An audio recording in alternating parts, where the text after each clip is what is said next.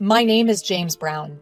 I'm in my late 20s, a typical age for having a full-time job, but due to certain circumstances, I'm currently juggling multiple part-time jobs. The main gig I've got is at a restaurant. Being a part of a well-known chain, the place turns tables fast, making it a hectic work environment, but that also makes it fulfilling. Above all, it's thanks to this job that I met her. My first ever girlfriend, Melissa Miller, happens to be the daughter of the owner of the restaurant where I work. Melissa chose to work at the restaurant because her father owns it. She never hid that fact. However, the rest of the staff misunderstood Melissa. They assumed she was just a spoiled rich girl dabbling in a part-time job for fun. As a result, they gave her only easy tasks and treated her cautiously so they can avoid upsetting the boss's daughter. Melissa seemed to hate that approach. Eager to show everyone that she was different, she proactively asked questions about what she didn't understand and took the initiative in her tasks. Her hard work paid off in a month and everyone recognized her efforts. Now, no one treats Melissa partial. I once wondered why someone as charming as Melissa, both as a person and a woman, chose to be with a guy like me, and I asked her. She blushed and confessed shyly, "You were the only one who never changed your attitude towards me from the start. Your guidance was strict, but I thought of you as the most trustworthy person." I'm the one who asked, but I remember with fondness when I heard it.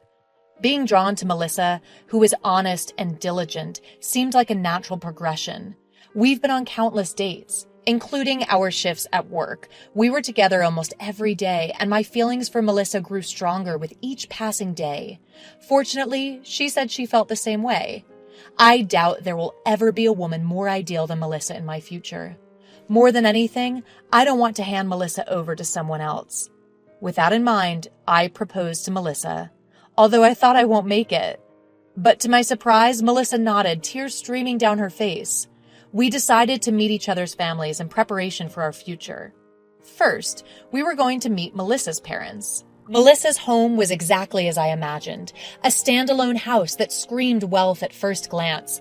The garage was filled with famous foreign cars. I suddenly became conscious of what I was wearing. I thought I chose the best outfit from my wardrobe, but I'm not sure if it will be acceptable to Melissa's parents. James? I snapped back to reality when Melissa called my name. I muster up some courage to counteract my self-doubt. I tell myself that maybe Melissa's parents are not the kind of people to care about such things, as I follow behind Melissa. In the living room we're shown to, there's a woman who looks a lot like Melissa and a stern-looking man waiting. I assume they must be Melissa's parents. I brace myself internally, look them straight in the eyes, and make my introduction. My name is James Brown. I've been dating Melissa. Thank you for providing this opportunity despite your busy schedules. My voice cracks from the nervousness, but I wait silently for their response. Well, it's best to get things like this done sooner rather than later, replies Melissa's father. I respond to his voice and lift my head. But contrary to my expectations, his gaze was cold. I feel the same cold gaze from Melissa's mother, too. I suck in a breath as I realize the atmosphere is clearly not favorable. Melissa's father pulls out several pieces of paper from an envelope and places them on a table. Just as Melissa and I are looking perplexed, her father speaks up. We've done some research on you. What? Melissa regains her composure and confronts her father. What does that mean, Dad? Her father responds with a matter-of-fact expression.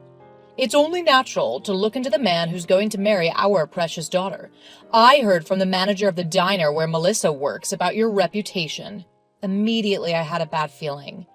I knew the manager wouldn't say anything good about me. He seemed to hate me since long before. I think he was jealous because I was reliable to the other staff and because I was dating Melissa.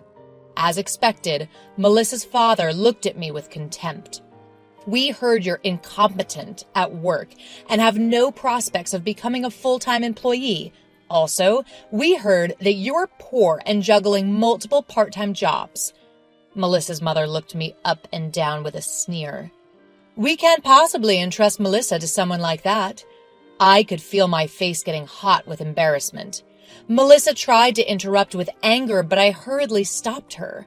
Although I appreciate Melissa's feelings, the fact that I'm living off a part-time job and don't spend money on clothes or appearance is true. I opened my mouth to somehow salvage my reputation, but Melissa's father beat me to it. Surely you're not still thinking you can marry Melissa? As I was lost for words, Melissa, who couldn't hold back anymore, spoke up. No matter what you say, Dad, I'm going to marry him. What are you saying? There's no way you can be happy marrying a poor man like this, retorted her father. But Melissa stared back at him and responded, It doesn't matter if he's poor. I'm going to work too, Melissa defended. At Melissa's words, her mother let out a shriek. What? You plan to let Melissa work even after you're married? Enough, Mom. It was my decision to work together. Neither of them would listen to Melissa. Melissa's father probably blames me for everything. He glares at me as if I were his mortal enemy. I get it now. You're just after a free ride, aren't you? Just what kind of family did you grow up in? I'd love to see the faces of your parents. Upon hearing her father's words, I could feel my blood rushing to my head. Before I knew it, I spoke up. I don't care what you say about me, but I won't stand for you disrespecting my parents. As I spoke directly back at him, I saw a tremble of uncertainty in his eyes, but it soon vanished, replaced by a patronizing smile. So, you're finally showing your true colors. I won't let a savage poor guy like you marry my daughter, I instantly retorted. Then I don't need her. I don't want to be related to people like you. With a final word, I stormed out of their house. I could hear them arguing behind me, but I didn't turn back. I walked on, my head still hot with anger. Then I heard my name called out from behind and turned around. Melissa had chased after me, panting heavily. I finally came back to my senses and stopped. I'm sorry, James, for the terrible things my parents said. Looking at Melissa bowing deeply, I regained my composure. Feeling guilty for the situation with Melissa, I was at a loss for words. Melissa apologized again and then said something surprising. I ran away from home. What? I asked back, and Melissa looked into my eyes seriously. I told them I wouldn't go home until they apologized to you, James. I tried to convince her several times after that, but Melissa wouldn't budge about going home. I had to make up my mind. But I couldn't just leave things as they were between Melissa and her parents. I called my dad. After briefly explaining what happened, he told me to bring Melissa to a certain place. It was lucky enough that I was able to get in touch with my dad, who had been busy these past few days, but I hadn't expected to introduce Melissa to him so suddenly. Melissa seemed nervous about the sudden development. I reassured her and headed for the designated hotel. It was a famous high-end hotel from the same chain as the diner we worked at. I escorted a bewildered Melissa into the restaurant inside the hotel.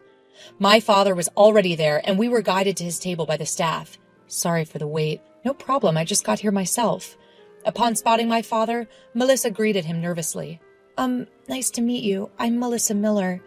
My father returned the greeting and suggested that Melissa take a seat. He was already aware of the events of the day. I thought we would immediately discuss the issue, but Dad suggested we first have our meal. Melissa looked surprised but visibly relaxed as she started eating. I decided to follow my father's lead and enjoy the meal. For a while, we enjoyed a pleasant atmosphere, but after the meal was over, the mood shifted. Melissa noticed it too and straightened up. Melissa? Yes? When Melissa responded to her name being called, Dad handed her a key card. While blinking in surprise, she accepted it.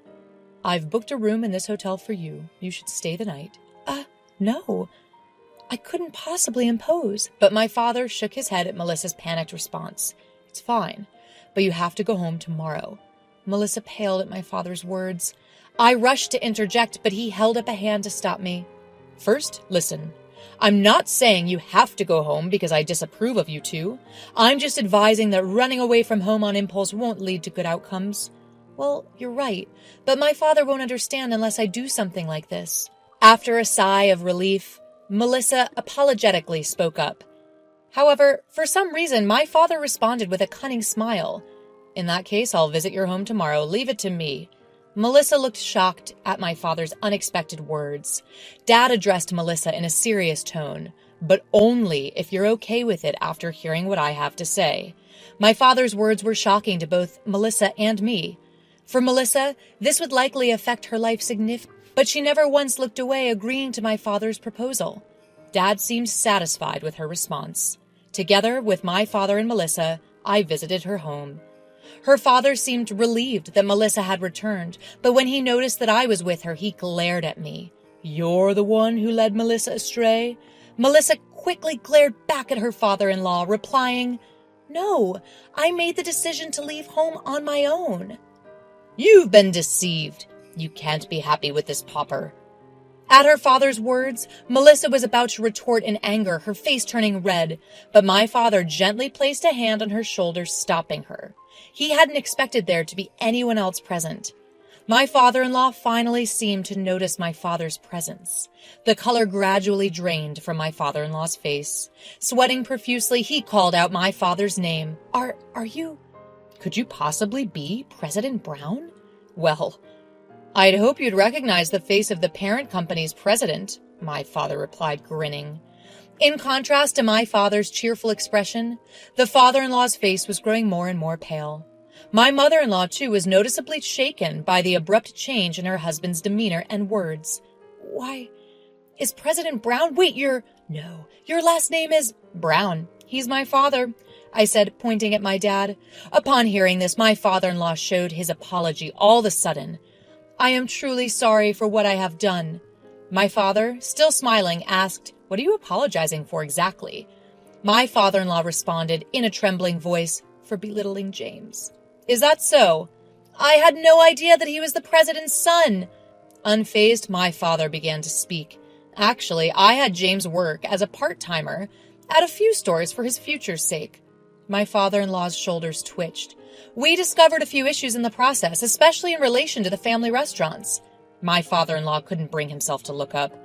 "In the past few years, we've seen an increase in complaints. And it's not just one store, it's a trend across the board. We finally understood the reason recently." My father-in-law was trembling. "It seems that the full-time employees, especially those in positions of power, aren't doing their work, pushing it on to the part-timers instead. Even though there are enough people, the work isn't getting done. What is worse, the management seems to be hiding this up."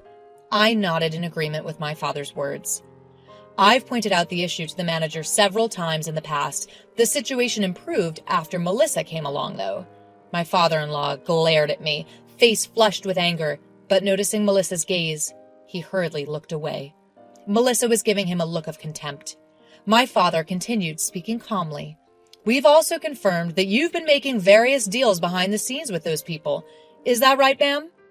Suddenly, called out, my mother-in-law's shoulders shook. Yes? Haven't you noticed that his finances have been suspiciously good these past few years?"